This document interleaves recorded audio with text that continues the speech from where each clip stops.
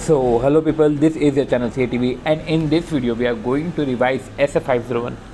तो रिसेंटली अभी 500 का ऐसे अपलोड किया एंड साथ ही साथ अब 500 का ऐसे अपलोड किया है तो उसमें मैनेजमेंट एक्सपर्ट है और 620 में ऑडिटर एक्सपर्ट है, तो बेटर है कि 620 को भी लगे हाथ आप पढ़ लो, राइट। एंड देन अब हम जो है बात करते हैं SF501 की, जहाँ पे वो 501 में हमने पढ़ा था कि 501 is an extension of SF500 in respect of selected items. ये जो ऐसे है ना, उसमें स्पेसिफिक कंसीडरेशन बताए गए हैं कि यार ऑडिटर को अगर एविडेंस गैदर करना है इन तीन के रिस्पेक्ट में, inventory, litigation and claim and segment reporting के रिस्पेक्ट में, ठीक है, एविडेंस गैदर करना है तो उसको ये चीज़ों का भी वो ध्यान रखना चाहिए। तो इन तीन चीज़ों के रिस्पेक्ट में एविडेंस गैदर करना है तो उनको ये चीज़ों का ध्यान रखना चाहिए। ये है inventory, litigation and claim and segmental reporting. तो इधर हम जो है सबसे पहले ऑब्जेक्टिव समझते हैं कि ऑडिटर का ऑब्जेक्टिव क्या है। ऑडिटर का ऑब्जेक्टिव है एविडेंस गैदर करना इन तीन के रिस्पेक्ट में, inventory, litigation and claim and segment reporting, और ये देखना कि क्या इन्वेंट्री का एग्जिस्टेंस एंड कंडीशन प्रॉपर है, क्या लिटिगेशन एंड क्लेम की कंप्लीटनेस है, क्या सेगमेंट इन्फॉर्मेशन जो है प्रॉपरली प्रेजेंटेड और डिस्क्लोज्ड एज पर FRF है। तो वापस से बोल रहा हूँ, क्या इन्वेंट्री का एग्जिस्टेंस एंड कंडीशन प्रॉपर है, लिटिगेशन एंड क्लेम कंप्लीट है and segment information properly presented and disclosed as per the FRF है। तो ऑडिटर का यही ऑब्जेक्टिव है। तो ऑडिटर को तो क्या है कि existence and condition of inventory देखना है, राइट। और इसमें मेन जो पूरे ऐसे में इन्वेंट्री ही मेन है, राइट। इन्वेंट्री ही पूरी बातें करते हैं। अब देखो, एग्जिस्टेंस एंड कंडीशन की बात कर रहे हैं, हमको तो ये चेक करना है कि एग्जिस्टेंस और कंडीशन प्रॉपर है कि नहीं है। तो एग्जिस्टेंस के लिए तो आप पहले ऐसा करो कि फिजिकल इन्वेंट्री को जाके अटेंड करो। जब आपने फिजिकल इन्वेंट्री काउंटिंग कर ली, फिजिकल इंस्पेक्शन कर लिया, फिर आप जो है डिटरमाइन करो कि वेदर जो काउंट रिजल्ट है वो एक्यूरेटली रिकॉर्ड्स में रिफ्लेक्ट कर रहे हैं कि नहीं कर रहे हैं फाइनल इन्वेंट्री रिकॉर्ड्स में।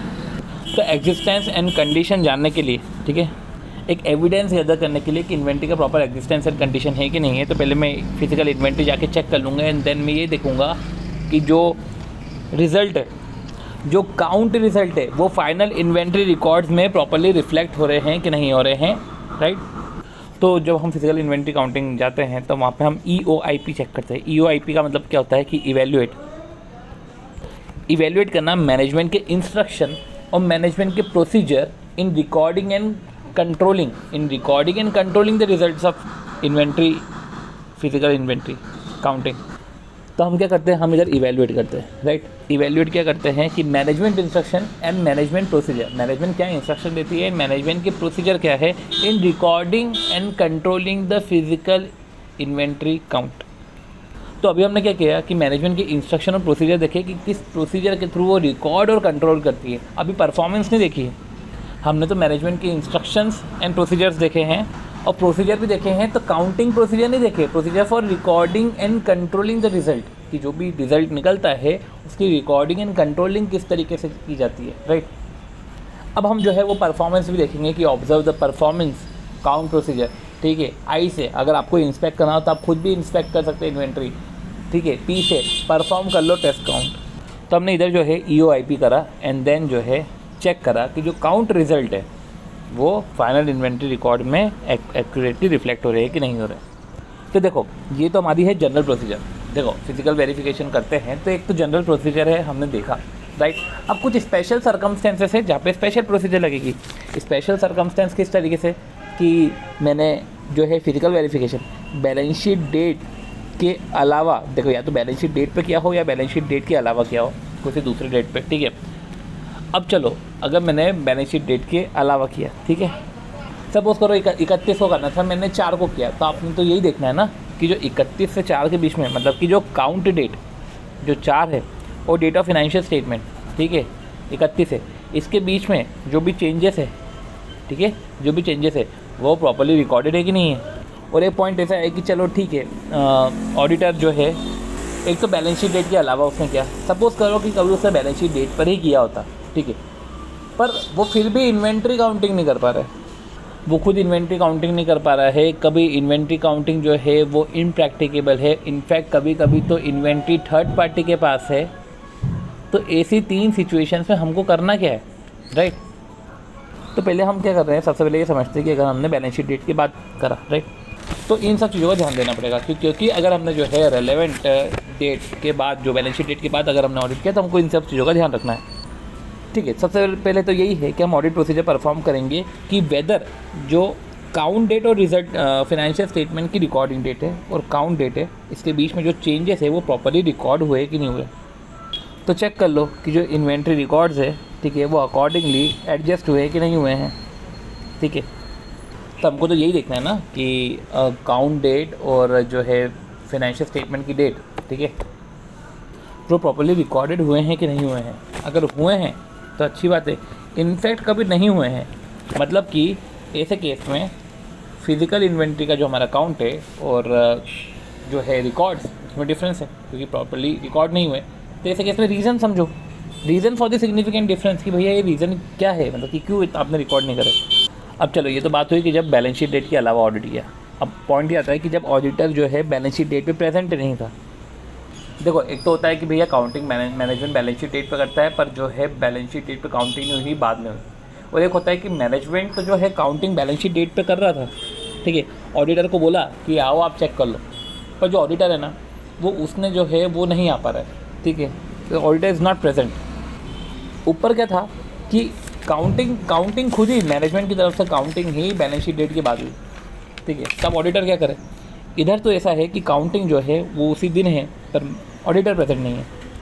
ऊपर जब मैनेजमेंट ने काउंटिंग बैलेंस शीट डेट पे नहीं करी तो देखो एक कंसेंसस से काउंट डेट डिसाइड होती है कि मैनेजमेंट इस तारीख को जो है काउंटिंग करेगा। पर जब मैनेजमेंट बैलेंस शीट डेट पे ही काउंट कर रहा है तो ऐसे केस में जो है ऑडिटर को खुद को डिसाइड करना पड़ता है कि उसको अल्टरनेटिव डेट कौन सी चूज़ करनी है। तो इसमें बस वही है कि आप जो है अल्टरनेटिव डेट सिलेक्ट करोगे, फिर ऑडिट प्रोसीजर परफॉर्म करोगे कि जो बैलेंस शीट डेट और अल्टरनेटिव डेट के बीच में जो चेंजेस है वो प्रॉपर्ली रिकॉर्ड हुए हैं कि नहीं हुए हैं।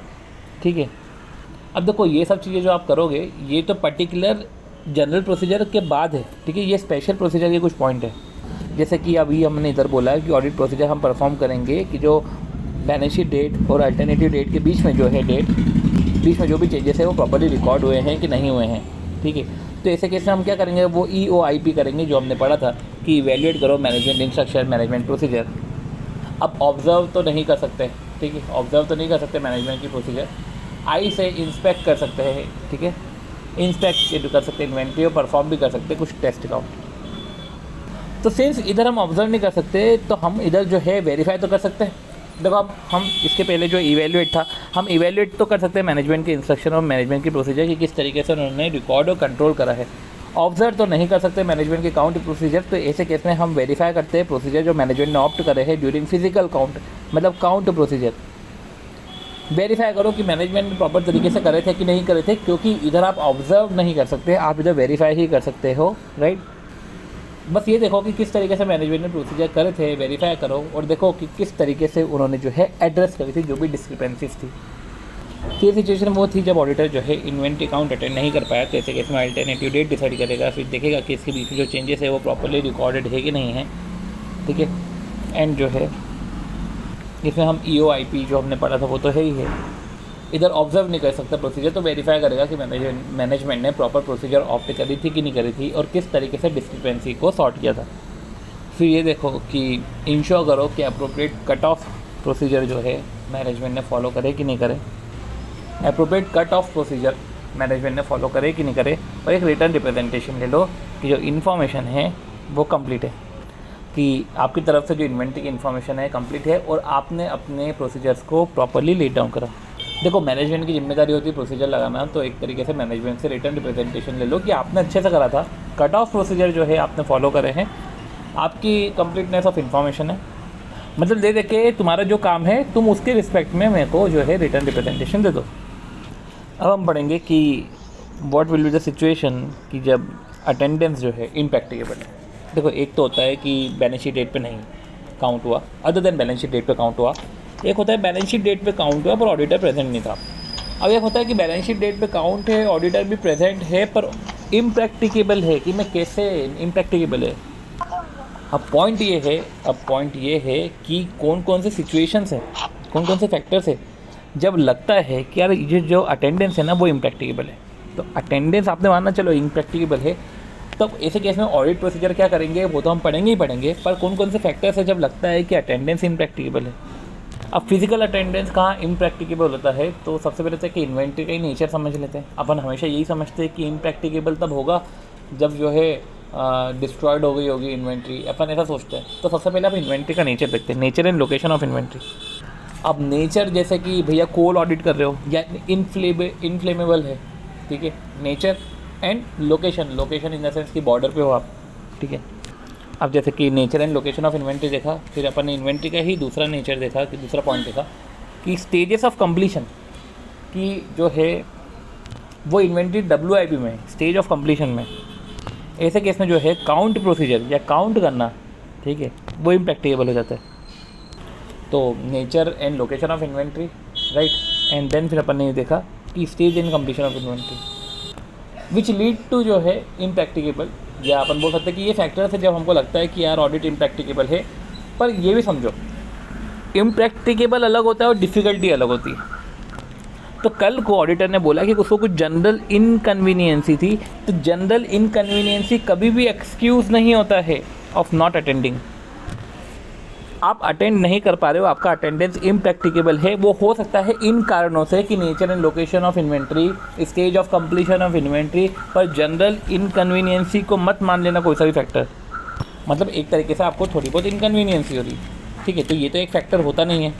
और साथ ही साथ ऐसे दोस्तों में भी बोल के रखा है कि डिफ़िकल्टी ज़्यादा है, टाइम ज़्यादा लग रहा है, कॉस्ट ज़्यादा लग रही है।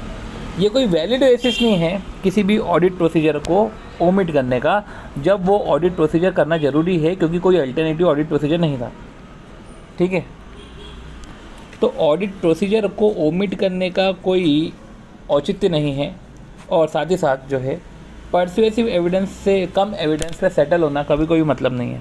देखो अभी अपन ने फैक्टर पढ़ा जहाँ पे इनकन्वीनियंसी या इम्प्रैक्टिकेबिलिटी आ सकती है। देन हमने ये पढ़ा कि देखो जनरल कंसिस्टेंसी जनरल इनकन्वीनियंसी कभी भी एक्सक्यूज़ नहीं होता।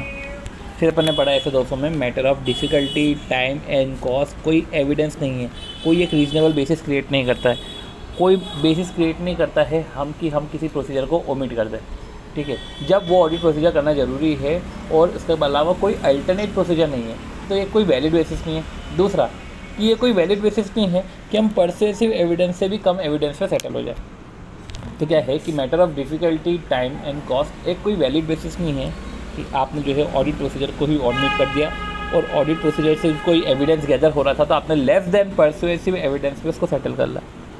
तो देखो आपने audit procedure omission of audit procedure, देखो अभी अपन ने पढ़ा कि आपने ऑडिट प्रोसीजर ओमिट कर रहे हो तो matter of difficulty, time and cost is not a valid basis to omit audit procedure और टू सीक परसुएसिव एविडेंस, ठीक है।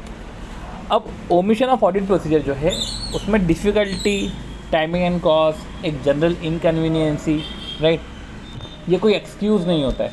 आप प्रोसीजर करो, आप ऑडिट करो, राइट, पर हाँ कहीं कहीं तो एक्सक्यूज़ होता है ना, जैसे कि nature and location of inventory, वहाँ पे तो इम्प्रैक्टिकेबल है, राइट, और गवर्नमेंट रूल्स एंड रेगुलेशन लग जाते हैं तो वहाँ पे थोड़ा सा इम्प्रैक्टिकेबिलिटी आ जाती है, बट उसमें भी हम फिर ऑडिट प्रोसीजर लगाते हैं कोई सी दूसरी। तो वही अब हम पढ़ेंगे कि जब अटेंडेंस इम्प्रैक्टिकेबल हो, मतलब कि एक तरीके से हमने समझ लिया कि nature and location of inventory ऐसा कुछ कारण हो, तो ऐसे केस में क्या है। तो देखो अगर आप फिजिकल कुछ चीज़ चेक नहीं कर पा रहे हो तो आप ऐसा करो, डॉक्यूमेंट्स चेक कर लो, राइट। इधर हम बोलेंगे कि आप अल्टरनेट ऑडिट प्रोसीजर लगा रहे हो, राइट, जैसे कि inspection of document of subsequent sale of inventory item. देखो अटेंडेंस उस टाइम पे प्रैक्टिकेबल नहीं था, इम्प्रैक्टिकेबल है, ठीक है, तो ऐसा करो कि आप डॉक्यूमेंट देख लो कि क्या कुछ सब्सिक्वेंट सेल एंड परचेस हुआ था क्या, ठीक है, जिसको खरीद तो पहले लिया था पर बाद में जो है इसका सेल एंड परचेस हुआ। तो inspection of document of subsequent sale of inventory, तो सब्सिक्वेंटली सेल और परचेस नहीं, देखो कोई सी इन्वेंट्री आपने प्रॉपर पहले परचेस करके रखी हुई थी, ठीक है, सब्सिक्वेंट सेल हुआ, तो सब्सिक्वेंट सेल हुआ तो वो शो कर रहा है, ठीक है, कि प्रायर इन्वेंट्री के सब्सिक्वेंट सेल, राइट, आपको यही चेक करना है। आपको देखो आप तो फिजिकल तो चेक नहीं कर पा रहे हो, पर हाँ प्रायर इन्वेंट्री का सब्सिक्वेंट सेल, अगर आप सब्सिक्वेंट सेल करोगे तो हमको ये तो पता चल जाएगा कि हाँ पहले इन्वेंट्री थी। देखो इन्वेंट्री थी कि नहीं थी ये मेरे को नहीं पता, पर हाँ सब्सिक्वेंट अगर सेल हुआ है और डॉक्यूमेंट से पता चल रहा है, ये शो करता है कि तुम्हारे पास इन्वेंट्री थी, तो हम ऐसे चेक कर लेंगे। आप कर पा रहे हो तो ठीक है, ये सब ठीक है, सब्सिक्वेंट सेल के रिकॉर्ड्स देख पा रहे हो तो ठीक है। अगर नहीं देख पा रहे हो तो ऐसे केस में मैनेजमेंट और TCWG से डिस्कस करो। अगर फिर भी सॉर्ट नहीं हो रही प्रॉब्लम तो ऐसे केस में मॉडिफाई कर दो opinion due to scope limitation, क्योंकि आप तो कर ही नहीं पा रहे हो, इम्प्रैक्टिकेबल है आपके लिए अटेंड करना। तो देखो, हमने जनरल प्रोसीजर पढ़ी जहाँ पे हमने EOID पढ़ा कि इवेल्युएट करते हैं मैनेजमेंट के instruction and procedure in recording and controlling the inventory, right. Observe the count procedure, inspect the inventory, perform test count. जब बैलेंस शीट डेट के अलावा आप कर रहे हो ऑडिट, तो ऐसे केस में बैलेंस शीट डेट और काउंट डेट के बीच में जो भी चेंजेस है वो प्रॉपर्ली रिकॉर्ड हुए हैं कि नहीं हुए हैं। जब आप इन्वेंट्री अटेंड नहीं कर पा रहे हो, अनेबल टू अटेंड, वो इम्प्रैक्टिकेबल है, आप इम्प्रैक्टिकेबल है, आप नहीं कर पा रहे हो, ठीक है। तो इम्प्रैक्टिकेबल नहीं, आप अनेबल टू अटेंड हो, इसलिए कि मैनेजमेंट ने तो उस समय कर लिया ऑडिट, पर आप जो है नहीं कर पा रहे हो, अनेबल टू अटेंड। तो आप ऐसे जैसे alternate procedure, alternate date decide करोगे, फिर वही चेक करोगे कि प्रोसीजर जो है बैलेंस शीट डेट और अल्टरनेटिव डेट के बीच में जो भी चेंजेस है वो प्रॉपर्ली रिकॉर्ड हुए हैं कि नहीं हुए हैं, राइट। आप ऑब्जर्व तो नहीं कर सकते मैनेजमेंट की काउंट प्रोसीजर, तो आप वेरीफाई कर सकते हो मैनेजमेंट की काउंट प्रोसीजर किस तरीके से उन्होंने डिस्क्रिपेंसी को सॉल्व करा। Then cut off procedure and return representation. अगर आपको रिटर्न रिप्रेजेंटेशन लेना है, सॉरी अगर क्या आप रिटर्न रिप्रेजेंटेशन लो कि इन्वेंट्री जो है वो कंप्लीट थी, राइट, ये जो पन्ने पड़ा, इन्वेंट्री जो है कंप्लीट थी, साथ ही साथ जो है प्रोसीजर हमने जो है लॉज एंड रेगुलेशन को फॉलो करते हुए अपनाई है। और फिर इम्प्रैक्टिकेबल की बात आती है तो nature and location of inventory है, तब इम्प्रैक्टिकेबिलिटी आ जाती है। और इम्प्रैक्टिकेबल वाले सिचुएशन में आप ऐसा करो कि सब्सिक्वेंट सेल चेक करो डॉक्यूमेंट से। अगर सब्सिक्वेंट सेल हुई है तो ये शो करता है कि फिजिकल इन्वेंट्री थी, तो ऐसे केस में जो है आप इस तरीके से चेक कर सकते हो। नहीं हो पा रहा है तो डिस्कस करो, अदरवाइज जो है ऑडिट ओपिनियन मॉडिफाई कर दो। अब हम बात करेंगे लिटिगेशन एंड क्लेम की, ये भी इंपॉर्टेंट है। तो अब हम पढ़ रहे हैं audit procedure in respect of litigation and claim. और ऑडिटर को क्या देखना है, इन्वेंट्री में तो existence and condition, litigation and claim में कंप्लीटनेस एंड सेगमेंट रिपोर्टिंग में प्रॉपर प्रेजेंटेशन एंड डिस्क्लोजर। तो लिटिगेशन एंड क्लेम की हम बात कर रहे हैं। अब वो जो कंप्लीटनेस है कि सारी की सारी लिटिगेशन एंड क्लेम होनी चाहिए, बतानी चाहिए सारी की सारी, तो ऐसे केस में ऑडिटर को अपनी प्रोसीजर लगानी पड़ेगी कि क्या मैनेजमेंट ने सारी बताई है कि नहीं बताई है। तो ऐसे केस में उसको जो है अब परफॉर्म करने पड़ेंगे प्रोसीजर। आती बात completeness of litigation and claim की, तो उसमें हम कैसे ऑडिट प्रोसीजर लगाते हैं। लिटिगेशन एंड क्लेम का कंप्लीट होना, ठीक है, उसके लिए प्रोसीजर कैसे लगाओगे कि आप इंक्वायरी करोगे मैनेजमेंट से, या इनका जो भी इन हाउस लीगल काउंसिल है आप उनसे इंक्वायरी करोगे, पूछताछ करोगे, क्लेम्स के बारे में पूछताछ करोगे, क्या क्या लिटिगेशन चल रहे हैं उसके बारे में पूछताछ करोगे। तो कुछ हद तक तो वो आपको बता देंगे। फिर बात आती है कि भैया हो सकता है कि मिनट्स में, मीटिंग में इसके बारे में चर्चा हो, ज़रूरी थोड़ी ना कि सामने के सामने इंसान बता दे। तो ऐसे केस में दूसरा फिर और तरीका है, क्या मीटिंग्स देखो। अब मीटिंग्स भी वो TCWG की मीटिंग्स होती है ना, ठीक है, और मीटिंग्स के साथ साथ दस्तावेज जैसे कि कम्युनिकेशन होता है, राइट, कंपनी का इंटरनल लीगल काउंसिल से जो कम्युनिकेशन है, इंटरनल लीगल काउंसिल और मैनेजमेंट का, फिर इंटरनल लीगल काउंसिल और एक्सटर्नल लीगल काउंसिल का जो कम्युनिकेशन है, वो एक बार देख लो, आप डॉक्यूमेंट्स देख लो। तो आपने क्या किया, आपने पूछताछ करी कि आपने रिव्यू करे डॉक्यूमेंट, ठीक है। डॉक्यूमेंट रिव्यू करने के बाद एक बार जो है आप खातों को भी रिव्यू कर लो, लीगल एक्सपेंस अकाउंट को भी रिव्यू कर लो।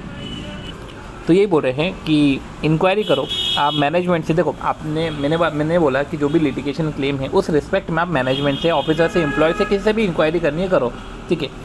रिटर्न रिप्रेजेंटेशन ले लो कि सारे नॉन लिटिगेशन जो थे वो जो भी एक्चुअल और पॉसिबल जो आपको लग रहे हैं कि यार ये एक्चुअल है और ये पॉसिबल हो सकते हैं, तो आपने डिस्क्लोज़ कर ली है अप्रोप्रिएटली। आप तो पहले डिस्क्लोज़ करो और एक रिटर्न रिप्रेजेंटेशन दे दो।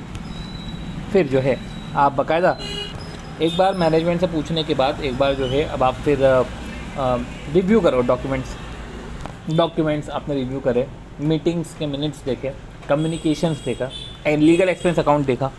तो इंक्वायरी में आपने मैनेजमेंट से सारे लोगों से इंक्वायरी करी, ठीक है। फिर इनके जो भी लीगल काउंसिल है इनसे इंक्वायरी करी। फिर तो आप रिव्यू करने बैठ गए, क्या मैं तो मिनट्स देखूँगा, राइट, लीगल एक्सपेंस अकाउंट देखूँगा, कम्युनिकेशन देखूँगा। अब ऐसा होता है कि जैसे कि आपने मैनेजमेंट से इंक्वायरी करी, या थर्ड पार्टी से भी इंक्वायरी कर सकते हो। अगर देखो थर्ड पार्टी ने रिफ्यूज़ कर दिया कि नहीं करना रिस्पॉन्ड, ठीक है, या तो मैनेजमेंट से रिटर्न रिप्रेजेंटेशन मांगना था, मैनेजमेंट ने खुद ने मना कर दिया, जो भी है मैनेजमेंट ने खुद ने ही मना कर दिया, तो ऐसे केस में आप अल्टरनेट ऑडिट प्रोसीजर लगाओगे, वहाँ से एविडेंस मिले तो ठीक है, नहीं तो आप मॉडिफाई कर दोगे अपना ओपिनियन। तो देखो थर्ड पार्टी ने बताया तो ठीक है, रिफ्यूज़ करा तो आप एडिशनल अल्टरनेट ऑडिट प्रोसीजर लगाओगे, वहाँ से एविडेंस मिले तो ठीक है, अदरवाइज़ आप जो है ऐसे 705 लगा के आप अपने ओपिनियन को मॉडिफाई कर दोगे। वैसे ही जो है थर्ड पार्टी से तो कंफर्म करोगे, कभी एक्सटर्नल जो है काउंसिल से कंफर्मेशन लेनी है, ठीक है, कम्युनिकेशन करना है, तो आप जो है external consultation external legal council से आप जानकारी दी तो ठीक है, अदरवाइज़ जो है आप एडिशनल ऑडिट प्रोसीजर लगाओगे, वहाँ से एविडेंस मिले तो ठीक है, अदरवाइज़ जो है ऑडिट को ओपिनियन को क्वालिफाई या डिस्क्लेमर दे दोगे। तो देखो पॉइंट ये है कितने लोग मना कर सकते हैं। आपने मैनेजमेंट से पूछा, मैनेजमेंट मना कर सकता है। आपने थर्ड पार्टी से पूछा, थर्ड पार्टी मना कर सकता है। आपने एक्सटर्नल काउंसिल से बोला, एक्सटर्नल काउंसिल आपको मना कर सकता है, राइट।